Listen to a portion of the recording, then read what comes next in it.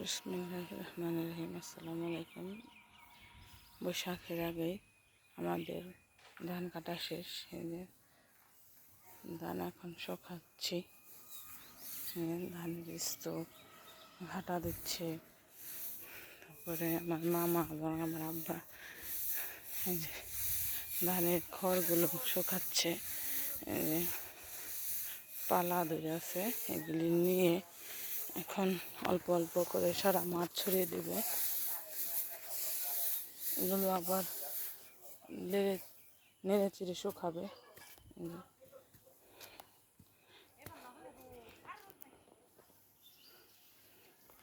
ওই যে তাদের কাজ করতেছে, তারা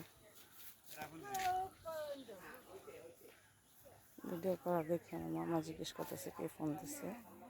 হয়তো ফোন দেয় নাই, আমি একটা ভিডিও করতেছি আপনাদের দেখানোর জন্য। দেখতে থাকুন।